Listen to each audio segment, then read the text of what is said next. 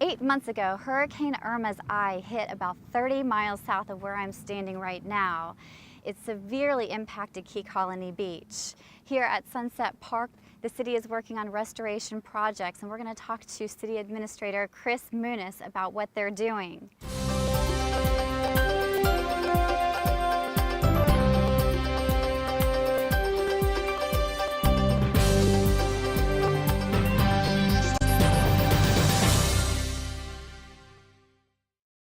All right, we're here with Chris Moonis, who is the City Administrator of Key Colony Beach. How are you doing today, Chris? I'm doing good, Rebekah. Thanks for having me. All right, no problem.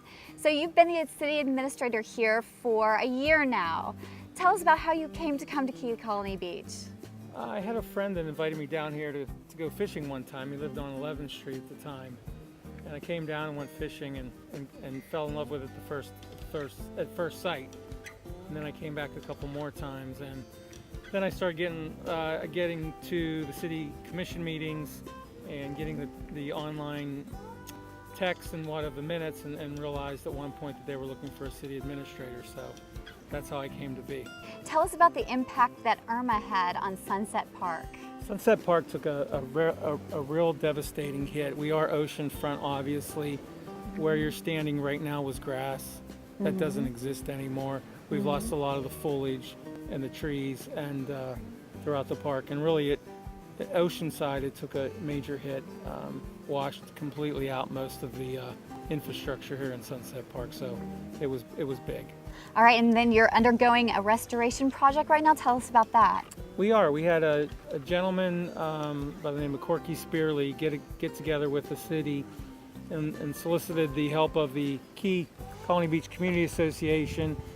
We also talked with the Key Colony Beach Fish and Boat Club and other organizations, the Beautification Committee, that's a subcommittee of the city, and really got together and spearheaded a campaign along with the approval of the Beautification Committee to go ahead and restore Sunset Park. He's already raised, through the Community Association, through the Fish and Boat Club and other organizations, he's raised over $15,000 in contributions, and is a big chunk of the beginning phase of restoring the park. So he's done some irrigation and infrastructure here. We're about to order some sod to replace what we've left, and that, along with the city's contribution, should be a big step forward in restoring the park. Okay. We have a grant from the Tourist Development Council to put in ADA restrooms, which is something the park never had, and we'll be putting in those restrooms very shortly over in the front part of the park. So that would be an addition. Well, tell us about some of the other impacts that Irma had on your community here. Well, if you look at the ocean front, whether it's a commercial business or it's residential, the condominiums, they took a major hit. They took the bulk of the storm surge. So we have a lot of private community condominiums and homes that are being restored, or in some cases not being restored, which is a major hit to the community. And we know that the Cabana Club did a real diligent effort to get themselves open by mid-December, and that's an important part of the community. Havana Jacks and the Gluntz's properties are an important part. They have probably 75 to 80% of their endeavor back in form. I know the Havana Club recently opened, Havana Jacks, and it will be probably fully restored here in the next 4 to 6 weeks. So in that portion along the ocean front, it was a major hit. The city itself took 4 to 6 feet of storm surge across the main part of the city. So depending on your elevation in the city, it depended on how much water you may or may not have gotten into your home or your business. Unfortunately, City Hall took a major hit. We had major storm surge and scouring underneath the building, and so we're right now assessing the actual viability of that facility, and it's not looking good that facility is going to be replaceable because of its age and the way it was built. So the good news is that we are pursuing with FEMA and other agencies the possibility of rebuilding City Hall and bringing a new City Hall to Key Colony Beach, and that's exciting for me. I would, if the old building is finally decided to be not feasible to continue operations there, I'll be real excited to build a new city facility. It's something that we do need here. We were the second oldest city hall in the Keys, and built in around 1960, in some places on wood pilings, and it just has survived this last hurricane, really. I'm very concerned about long-term about that facility being able to withstand another storm. All right, so one of the other things going on here in Key Colony Beach is the Marina. Tell us about the Marina plan. We do have a independent developer from the Chicago area, but happens to have a place here, vacation in a second home here in Key Colony Beach, and so he presented us with a draft. This is only a draft, not to be, it's not a full development at this point. It's just a sketch plan, but there's a possibility of acquiring the marina along Sadowski Highway and the property just I guess east of that, which would be the where the shops are at this point, the downtown shops. And the plan is to put in, keep the marina, keep the boating part of it, and keep the marina itself, but also replace what was Sparky's with a new restaurant, and also put some workforce housing on part of the tract of land, which would contribute to the overall workforce housing problem that we have here in the Keys, and as well as some market rate condominiums on the east or southeast side of the parcel. Yeah, anything else as far as this year? Any community projects, any capital projects? Other than City Hall, we've we're restoring, we're changing around the way pickleball happens here. It's maybe sound like a little not as important as the City Hall building, but pickleball is an important part of the community here. And so recently we got together with the rec committee, and we got a plan together to put a new plan in place to build additional pickleball courts here in the city. And it's important to a lot of people. They have between 70 and 90 people playing pickleball throughout the season, so it is a popular growing sport.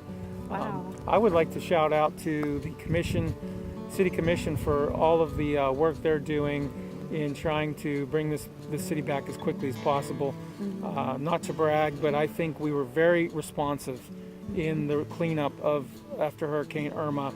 We had the entire city debris cleaned up by third week of October, and I was proud of that. I was proud of our staff. I was proud of the people that we had in place, the contracts we had in place to take care of the debris hauling, and that's a testament to this type of community. So who are some of the groups that have made that happen?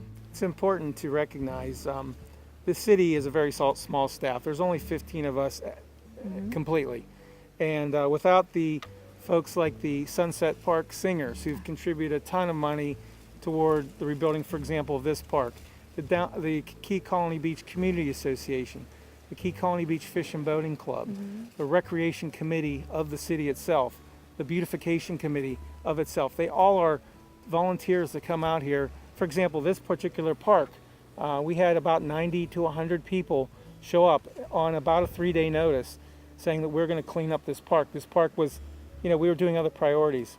The city had other priorities in terms of getting the city back in shape after Irma. I can imagine. Yeah. Right. But yet this park is so important to the community. They got together on their own. Corky Spearley led the charge, and all those associations got together, the singers, and we all got together, and we came out here and cleaned this park up in about 4 hours. There were, like I said, nearly 100 people here raking and taking away things. The city had its equipment here and dumpsters here, and we just did a yeoman's job on getting it taken care of. And then you have folks like Centennial Bank who provided donuts in the morning for these groups and pizzas in the afternoon for these groups. That's the kind of community this is. And I think if I had another park that was in desperate need of the same, I could pick up the phone and 2 or 3 days later have the same result. So that's the kind of community. I'm sure I'm missing some groups and some individuals like the commissioners. They were here. We'd be remiss without mentioning TV88. And the reason why I'm doing that is because post Irma we were all scattered everywhere. We had people here that stayed that were needed to be here, like our police chief. We had people with city computers like I had, and we had folks like TV8 and other staff scattered throughout the state and sometimes out of state.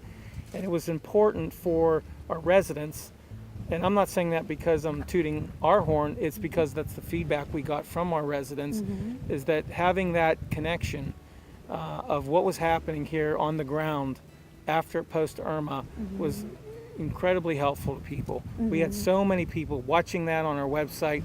I know TV88 helped us through that. They manage our website, as well as just those updates that were happening real time, twice a day or once a day, letting folks know what we were seeing here, transmitted to me, then transmitted to TV88 to get posted up on our website. So I would be remiss if I didn't thank them for all that help during that storm. And we'll, God forbid we have something similar to that, but we would be using the same thought process for communications in that way, because it was invaluable to our residents. Yeah, the communication is so very important in a time like that. So, all right, well, we are here in late April, and again, they're working on Sunset Park, cleaning that up, getting that restored. So many more projects here in Key Colony Beach. Definitely the gem of the Florida Keys here. Thank you. Thank you very much. Thank you. Appreciate your time.